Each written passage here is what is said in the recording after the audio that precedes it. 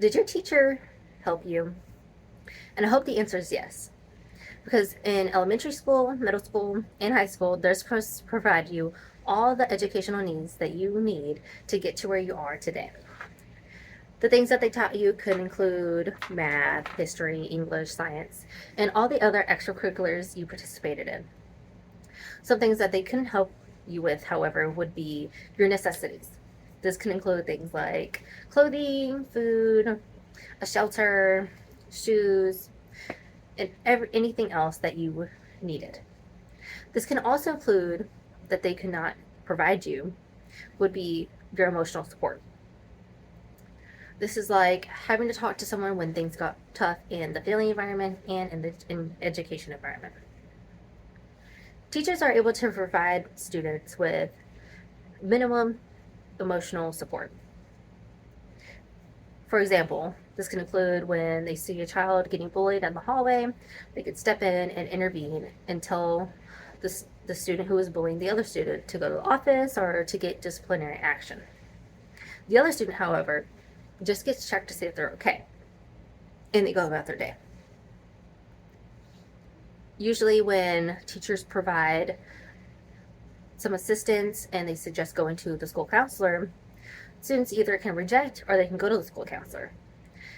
Even though a school counselor can be a mental health professional that can assist in mental health issues, the way that school counselors are given their jobs does provide a weird divide for the students. In my school for example, my school counselor did two things. She was my counselor, so she helped me with my mental health needs, but most importantly, when I saw her, she gave me my schedule for the next upcoming year, while we discussed what is happening once I graduated, once we get to junior year and senior year of high school. Yes, this is very important for a student to have this resource to go to when things get a little challenging. You can go up to them and talk to them. But school counselors in my environment were very temporary. You talked to them when you needed help, and they contacted your family. Even though this is a really great system and a great person to talk to, and make sure that your classes get scheduled oddly, they are there to give you the assistance that you need. Unfortunately, however, some family members can have mental health stigma, which can deny that the student needs mental health services and can further make the trauma and emotional symptoms worse when they do not get when the student doesn't get the assistance that they need. This is very important in the mental health community, which is stigma. Stigma is usually in society because mental health is usually associated with weird, abnormal behaviors that people participate in. That's why it's a really big topic that people do not discuss. It's because there's a lot of stigma in society. One of the things about stigma in society is that the funding for mental health does not get funded highly. This is true in the state of Texas because mental health is one of the categories that does not get funded as often. And usually, from what I see across the nation, mental health does not get funded properly to make sure that services are given to people who need it. This one factor in funding for mental health does affect every person in society, from a student to an elderly adult. It affects everyone.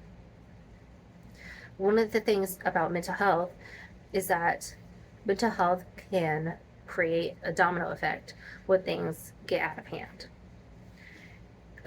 Recently in Uvalde shooting, there were reports, which I'm not sure if they're true, but there were reports that the shooter had come in with scars and he was like, oh, that's cool.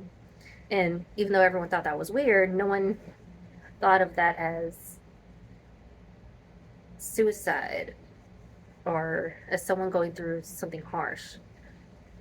And for me, that sparked a lot of passion to pursue a major in psychology, because usually if you have those small signs and symptoms, like, yes, scarring yourself is weird, but what if someone jumped in and was like, hey, like, are you okay?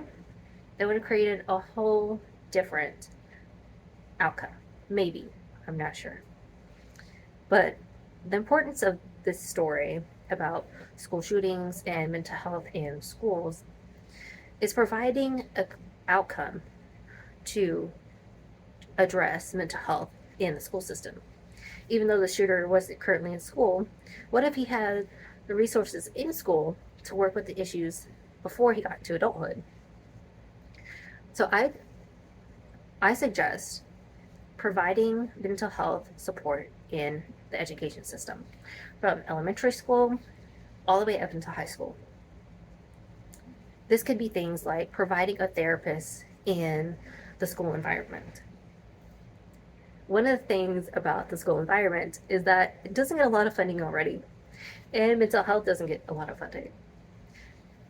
I think getting more funding into schools and the mental health system can provide a lot of outcomes to make sure that the domino effect doesn't occur. From adolescence into adulthood, the domino doesn't keep falling.